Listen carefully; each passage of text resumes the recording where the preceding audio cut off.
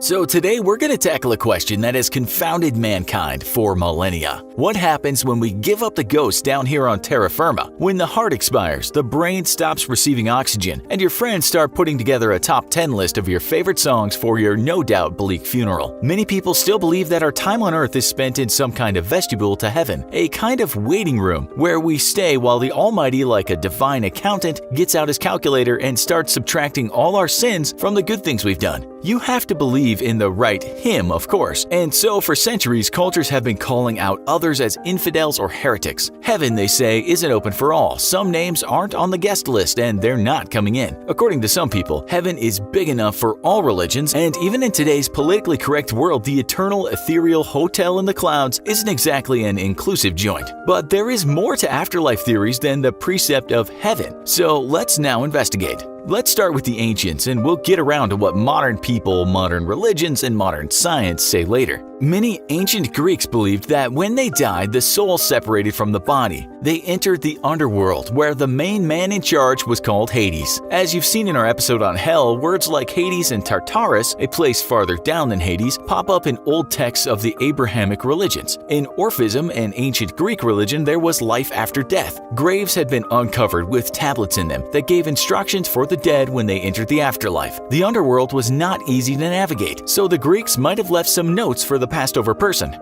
But not all Greeks thought alike. The philosopher Plato was perhaps less superstitious and believed that we had a soul before we were born and we had one after we died. He once wrote that the trauma of birth makes us forget what we had learned in our past life. He called this anamnesis. He seemed to believe in an eternal spirit, but not exactly one that has to navigate beasts in the underworld. This dualism he talked about of soul and body would take root in many beliefs to come. Some scholars say for Plato, our soul is our true form, our true self. What you need to know is that ancient myths from the Greeks and other places around Europe, such as the ancient Germanic cultures, held the belief that there was some kind of underworld, and it wasn't a very nice place. Another assumption came later, and that was if there's a terrible place to be, there must be a nicer place, and that, as we know, wasn't down below but up in the sky. The Hotel Heaven, as we mentioned earlier. But then we had philosophical points of view that dealt with a life-death dualism, that inside us was spirit. This was based on reason more than crude superstition. Many of you today might still believe this. The belief that contained inside us is something else, and perhaps that's not connected to a collective spirit. Maybe it does not take human form, meaning it's not the diaphanous fella that turns up at the pearly gates to barter with St. Peter, nor the lucky soul that feasts on great food with his stock of pure women, but merely consciousness. That's why some people talk about this main frame of thought, the collective unconscious, a kind of matrix, where we're all plugged in but don't always receive the signal from. The German philosopher Georg Wilhelm Friedrich Hegel believed this to some extent, that what he called absolute spirit could transcend death. He wrote that once we had become absolute spirit through a journey of self-discovery, we could understand infinity. Hegel is really confusing, but let's just say that in some religions he believed we could transcend this life.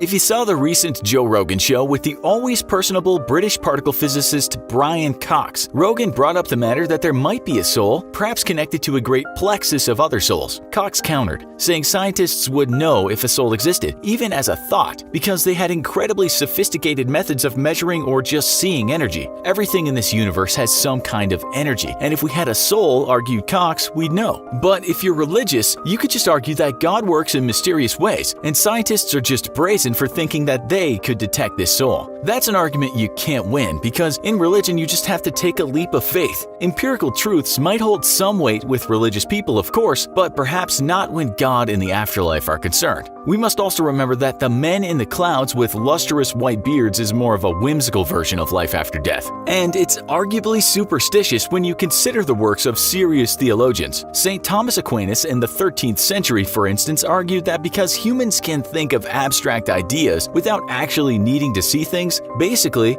that we have imaginations, the mind didn't need the body. Like many before him, Aquinas believed the soul to be separate. He once said, "Soul is not the whole human being, but only part of one. My soul is not me." Aquinas was one of many Christian philosophers that attempted to reconcile more down-to-earth philosophy with religious beliefs. When the body died, something lived on, but that had nothing to do with men with pitchforks or angels playing harps. Now let's look at Buddhism. You've all heard of the concept of reincarnation, but it's often misunderstood as being a reward or punishment for something you did in this present life that affects what kind of creature you'll return as. Sometimes called metempsychosis, what this really means is not that you'll come back as a cockroach for cheating on your girlfriend, but that there are realms you can come back in as the same soul. That death is a cycle, and you can, with enough good karma, achieve nirvana, the end of the cycle. No more rebirth and therefore no more worldly pain. Someone might argue again that the soul does indeed exist as separate from the body, and when one body dies, this enters another cycle in another body, but the soul remains the same, just trying to achieve a state of nirvana. Another belief, perhaps similar, is eternal return, which can be found in the ancient Egyptian texts and also ancient Indian texts. Everything in the universe is cyclic, which includes your existence. That might also mean we are destined to live in the same exact existence again for eternity. If that's true, you should embrace your life. As philosopher Friedrich Nietzsche wrote, if some entity came to you in a dream and told you you would live this life over and over for all of eternity with all the pain and anguish as well as happiness, would you feel bad about it? Asked Nietzsche. It's not religion but a thought experiment. If this eternal reoccurrence were true, you should love life and all that happens. This could make you a better person, a happier person. Religion can also act as a positive thought experiment. If you believe it's a sin to cause others pain, and we all know pain, and that this can lead to not going to heaven, then perhaps you'll act better. We might also add that for some people, causing pain to others gets them into heaven, i.e. the Christian Crusades, religious extremism, countless fundamentalists today that have little respect for certain people's right to freedom. People disagree on what gives us good karma, what gets us silver stars from God, and this possesses a significant human problem and has done so for thousands of years. What we're trying to say is that the belief in an afterlife can perhaps be positive for you and the society in which you live and the world as a whole, but it might also lead to disharmony. Okay, enough religion. Brian Cox might tell you you don't have a soul, but he admits science doesn't fully understand how consciousness works. As a physicist, for him it's all about energy, and nothing to him shows that we have this extra piece of matter in our bodies that is a soul. But Cox also admits that atoms, what we are made of, can be confounding things. Do we really understand how the constituents of the atom interact? Perhaps the soul exists somewhere in subatomic particles. Cox admits that science can be a work in progress. He only says from what he knows right now, he doesn't believe in a soul. Religious folks might also ask, what came before the Big Bang in this universe-making particle? No one knows. Science admits this. While religions are often more stubborn and dogmatic, ironically, leapers of faith are often surer than scientists. Perhaps people should keep leaping in directions their entire lives. That's what science would say, but scientists can be stubborn at times too. Back to consciousness. We have certain physical properties that others have. This is the fleshy machinery of the brain and the chemicals that oil the many parts. But, and this is very important, we have us, meaning we have personality, we have character. Some might even say an aura. Some thinkers, serious thinkers, say the fact that there is this identity means we might have a soul. If the physical part dies, what happens to that special part that made us us? Then we're back to where is the energy that we might ask if this soul can only exist with the physical parts. Maybe we have a soul, but it dies. We are special, but not immortal. If you've ever heard the philosopher George Berkeley, namesake of the California University, you might know he was interested in what happens right after death. Did anything travel? Did we move on? It's said he once asked one of his students to hang him and take him down just after he started dying. Apparently, this experiment didn't do much except cause him lots of pain. But did you know that research in the USA said 18% of people brought back from death after a heart attack had a near-death experience? This, for some, is proof of life after death. While some scientists say we just go into a dream mode, others say the pineal gland releases a substance DMT at death. And if you've ever taken that stuff,